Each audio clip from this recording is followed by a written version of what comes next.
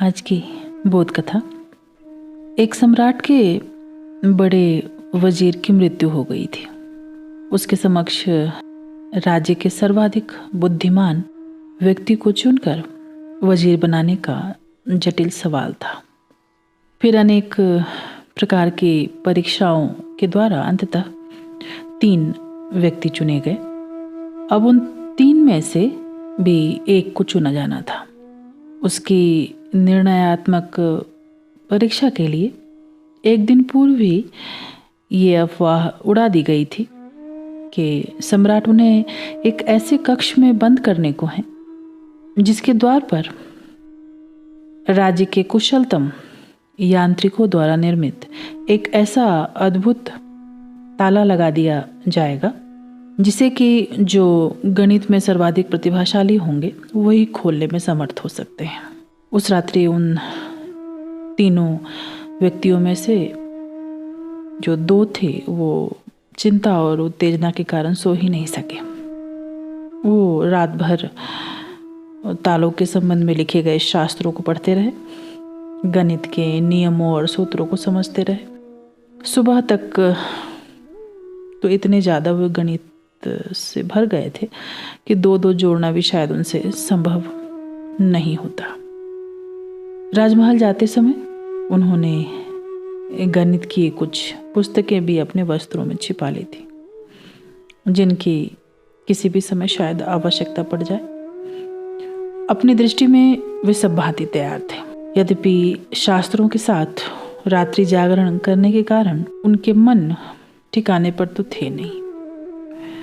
उनके पैर ऐसे पड़ रहे थे जैसे वे नशे में हैं। शास्त्रों और ज्ञान का भी नशा तो होता ही है, लेकिन जो उनमें से तीसरा व्यक्ति था निश्चित ही वो उन दोनों को पागल की भांति लग रहा था, क्योंकि रात्रि भर वो शांति से सोया रहा था। उसकी निश्चिंतता सिवाय पागलपन के और किसी बात की द्योतक हो सकती थी क्या? वो दोनों रात्रि में उस पर हंसते भी रहे और अब भी उसकी नासमझी पर हंस रहे थे। अपना किसको दिखाई देता है। राजमहल पहुंचकर उन्हें ज्ञात हुआ कि निश्चय ही वो जो अफवाह थी वो सच थी। वहां पहुंचते ही उन्हें एक विशाल कक्ष में बंद कर दिया गया, जिसके द्वार पर वह बहुचर्चित ताला लगा हुआ था, जो कि उस समय की यांत्रिक प्रतिभा का एक अद्भुत आविष्कार था। उस ताले को गणित के आधार पर निर्मित किया गया था। वो एक अत्यंत कठिन पहेली की भांति था, जिसे कि गणित के द्वारा ही हल किया जा सकता था। ये सब बातें अफवाहों से भी ज्ञात थी और उस ताले पर बने गणित, अंक और चिन्ह इसी बात की घोषणा कर रहे थे। उन 3 व्यक्तियों को कक्ष में बंद कर सम्राट के निर्णय से अवगत करा दिया गया कि जो भी व्यक्ति उस कक्ष के ताले को खोलकर सबसे पहले बाहर निकलने में समर्थ होगा उसे ही महामंत्री के पद पर नियुक्त किया जाएगा। वे दोनों व्यक्ति जो लगातार पढ़ रहे थे शीघ्र ही ताले पे बने चिन्हों का अध्ययन कर गणित के अंकों से जूझने में लग गए। बीच बीच में साथ में लाए गए शास्त्रों को भी देखते। सर्दी की ऋतु थी और कक्ष के बड़े बड़े झड़कों से सुबह की शीतल हवा भी भीतर रह रही थी, लेकिन उनके माथे पर तो पसीने की धार बह रही थी। थोड़ा सा समय और उस ताले को खोलने की कठिन समस्या थी।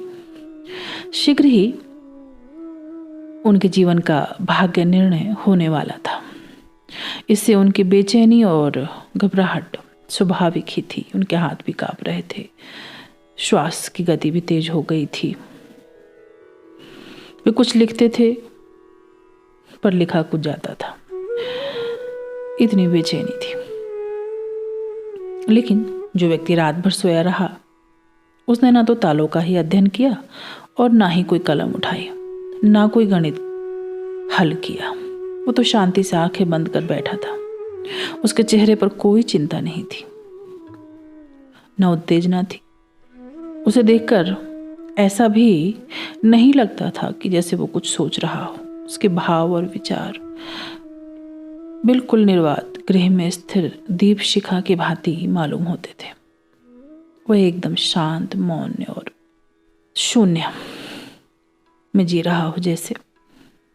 लेकिन फिर अचानक वो उठा, अत्यंत सहज और शांत भाव से धीरे धीरे चलकर कक्ष के द्वार पर पहुंचा। और फिर उसने अत्यंत आहिस्ते से द्वार का जो हत्था था वो घुमाया, और आश्चर्य कि द्वार उसके छूते ही खुल गया। वो खुला ही हुआ था। वो ताला और उसकी सब कथा बस एक धोखा थी उलझाने को। लेकिन उसके जो दो मित्र गणित की पहेलियां बूझ रहे थे, उन्हें इस सब का कुछ भी पता नहीं चला। उन्हें यह भी ज्ञात नहीं हुआ कि उसका जो उनका साथी था वो भीतर नहीं है। यह चौंकाने वाला सत्य तो उन्होंने तभी जाना जब सम्राट द्वार के भीतर आया और उसने उनसे कहा, महानुभाव, अब ये गणित बंद करो। जिसे निकलना था वो निकल चुका है। वे बेचारे तो अपनी आंखों पर विश्वास ही नहीं कर पा रहे थे। उनका वो सब भांति से जिसे वो अयोग्य समझते थे, वो साथी सम्राट के पीछे खड़ा था। सम्राट ने उन्हें अवाक देखकर यह भी कहा था कि जीवन में भी सबसे पहले यही महत्वपूर्ण है कि देखा जाए कि समस्या वस्तुतः है भी या नहीं, ताला बंद भी है या नहीं। जो समस्या को ही नहीं खोजता, समाधान करने में पड़ जाता है, वह स्वभावतः ही भूल जाता है और सदैव के लिए भटक जाता है। ये थी आज की यह अद्भुत कथा।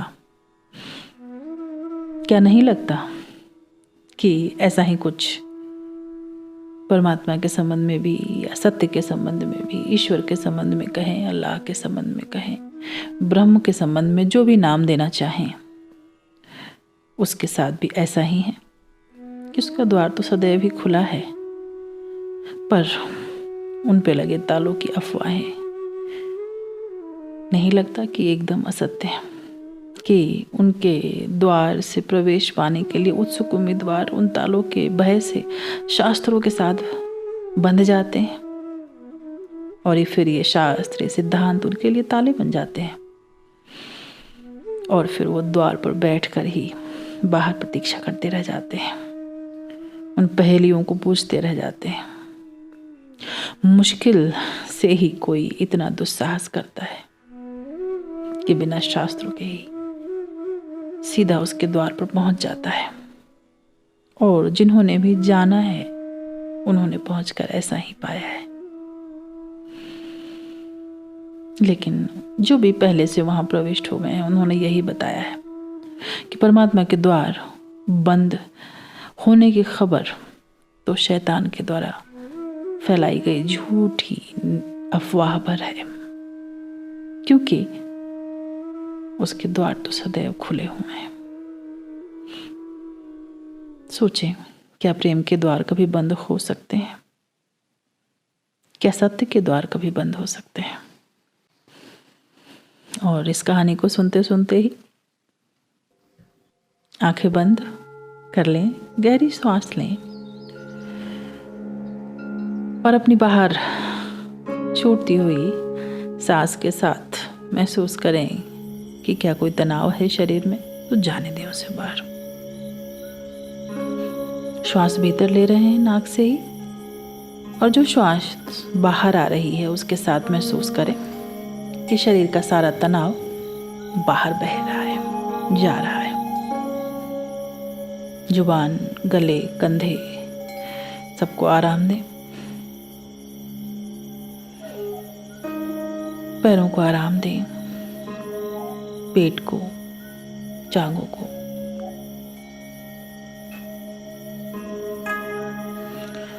श्वास को सामान्य रहने दें।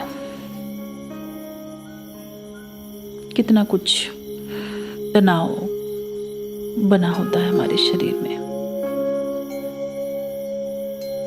जैसे ही यह ख्याल कि हर जाती श्वास के साथ मैं छोड़ता हूँ सब, तैयार हूँ मैं छोड़ने को, मैं त्यागता हूँ सारे तनाव को, अपने सारे भय को,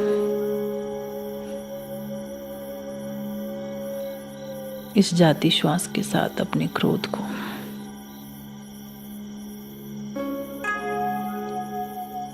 छोड़ता हूँ मैं अपने अपराध बोध भाव को भी। श्वास आ रही और बाहर जाती श्वास के साथ छोड़ता हूँ मैं अपनी उदासी को भी। अपनी सभी पुरानी सीमाओं को छोड़ दें, जाने दें हर जाती हुई श्वास के साथ। सहज श्वास चल रही है।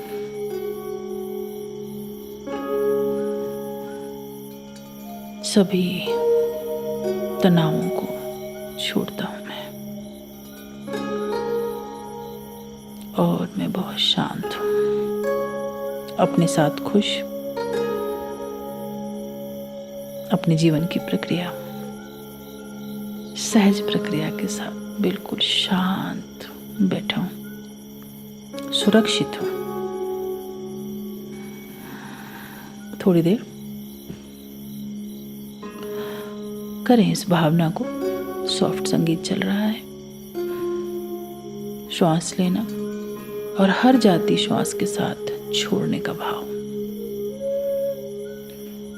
जो कुछ भी लगता है